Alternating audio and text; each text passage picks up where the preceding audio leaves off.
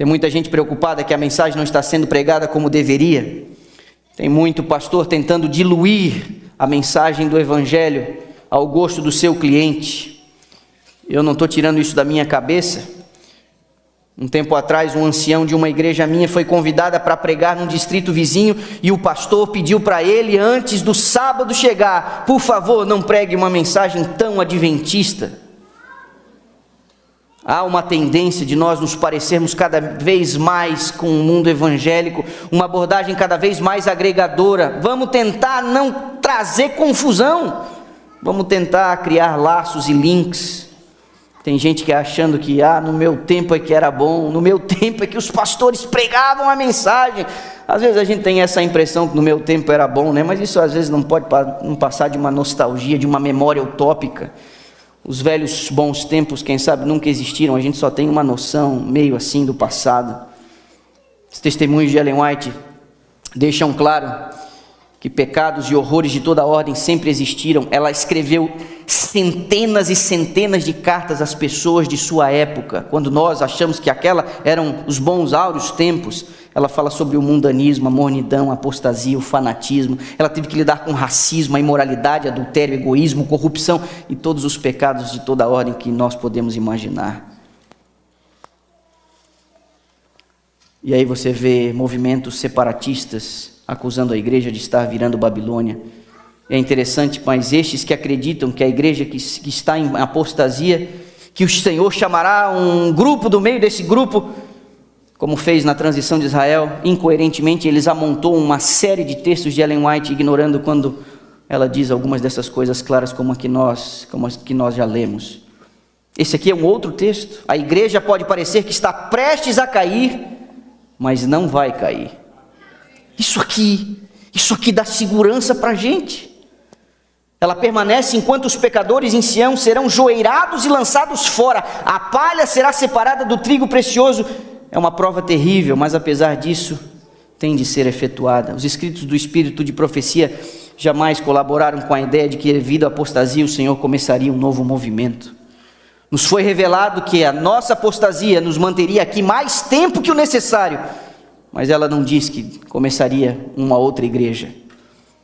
Outro texto: não podemos agora entrar em nenhuma organização nova, porque isso significaria apostasia da verdade. É o texto seguinte. Ela ainda diz: na palavra de Deus não é dado nenhum conselho ou apoio aos que creem na mensagem do terceiro anjo, que os leve a supor que podem agir independentemente. Isso deve ficar claro na vossa mente para sempre. São as maquinações de mentes não santificadas que encorajam um estado de desunião. A última igreja é o resto da semente da mulher. Ela é desgraçada, ela é miserável, ela é cega, está nua, mas ela continua sendo ainda a igreja remanescente da profecia. Na sequência do Apocalipse, a Laodiceia é a última igreja, não existe uma oitava. O resto da semente da mulher, esse remanescente, tem um nome e é chamado de Laodiceia. Lá desde a era patriarcal, quando o remanescente deixa de ser apenas um núcleo familiar e torna-se povo, se percebe que, apesar do remanescente possuir a verdade, jamais viveu à altura da verdade de forma coletiva, com raríssimas exceções e lapsos de reavivamento. Contudo, ainda que corporativamente a gente tenha vivido distante do ideal, em seu meio Deus sempre manteve o que John Pauline costuma dizer de um remanescente fiel. Deus sempre teve um grupo no meio do grupo, que não foi pela maioria e teve coragem de ser diferente. Um remanescente fiel, todavia, jamais operou a parte do remanescente coletivo. Sempre Deus teve no seio do seu povo aqueles a quem Ele pôde usar. Minha pergunta: seria diferente com o remanescente escatológico? Seria diferente com os adventistas do sétimo dia? Muitos adventistas do sétimo dia não saberiam nem defender a verdade que professam. Se muitos mal seguem Cristo agora, a pergunta que eu faço: o que alguns desses farão quando tiverem que enfrentar a ira da besta e o problema com a imagem da besta? 3 textos aqui. Meus irmãos, olhem para mim. Nós estamos vivendo num tempo de relativa graça. Exercemos a nossa religião aqui no Ocidente com liberdade. Alguma pista de restrições e limitações nós sentimos nos últimos meses. Se tem uma coisa que essa pandemia contribuiu na compreensão dos tempos em que nós estamos vivendo, é que primeiro as coisas mudam de uma hora para outra, e segundo, aquilo que você tinha como certo, suas liberdades individuais, a sua liberdade de consciência, isso palidamente ficou claro que está mais sob ameaça do que nós podíamos imaginar. Eu e você, se estamos vivendo um cristianismo meia boca, em condições favoráveis, a pergunta é: quem de nós suportará a pressão quando o nosso pescoço estiver a prêmio? Quando as nossas liberdades e a nossa consciência estiver sob a ameaça mais terrível? Quantos de nós, se num momento de tranquilidade como estamos vivendo, a gente fica transigindo com vários dos nossos pequenos desejos, com vários dos nossos pequenos reinos, quando a nossa cabeça estiver a prêmio, quantos de nós suportaremos? Uma prova terrível está diante de nós. Observe. Isso deve ficar claro na vossa mente para sempre. Acabei de ler. Essas maquinações de mentes não santificadas que encorajam o estádio de desunião, isso é um tipo de problema que a gente tem no seio do adventismo. Vamos se separar porque isso aqui tudo virou uma confusão e uma Babilônia. Não, a orientação não é essa. Por outro lado, Marquinho, ao aproximar-se a tormenta, uma grande classe que professou ter fé na mensagem do terceiro anjo, mas que não foi santificada pela obediência à verdade, abandona sua posição. Que diz aí a última frase? Eu ouço isso aqui desde quando eu era criança. Isso aqui é sério. Isso aqui é sério. Isso aqui é um contexto que Deus está fazendo antes da volta de Jesus, separando o grão da palha. Isso aqui é separar o grão da palha. E na analogia utilizada pela parábola do semeador, a parábola do trigo e do joio, eu e você precisamos saber que quando Deus manipula aquela peneira, fica o grão e sai a palha. Há uma inversão no padrão de comportamento do remanescente, historicamente falando. No final, Deus não vai tirar o todo da parte. Deus permanece com seus fiéis, é a última igreja.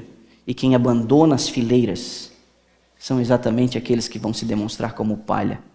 Só que eles não apenas abandonam a fé dizendo o seguinte: não quero mais nada com vocês, não.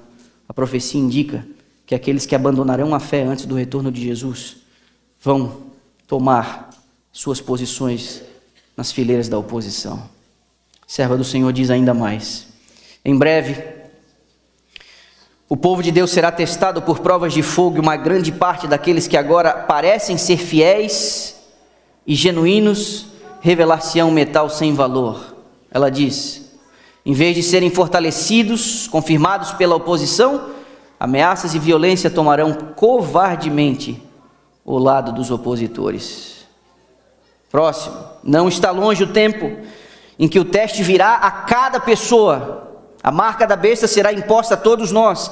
Aqueles que passo a passo têm cedido às exigências mundanas e se têm conformado com os hábitos do mundo, não acharão difícil ceder aos poderes em causa, em vez de se submeterem ao ridículo, aos insultos, às ameaças de prisão e à morte. O conflito é entre os mandamentos de Deus e os mandamentos dos homens, e neste tempo o ouro será separado da escória na igreja. Haverá uma sacudidura da peneira.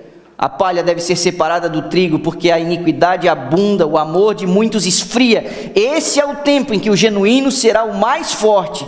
Separar-se-ão de nós aqueles que não apreciaram a luz, nem andaram nela. Olhe para mim, meu irmão, isso aqui não é brincadeira. A menos que a verdade que eu e você temos tido contato ao longo dos anos, a menos que essa verdade mude quem a gente é, nós seremos o maior problema para os fiéis antes da volta de Jesus. Ou essa verdade transforma você, ou essa verdade vai deformar você.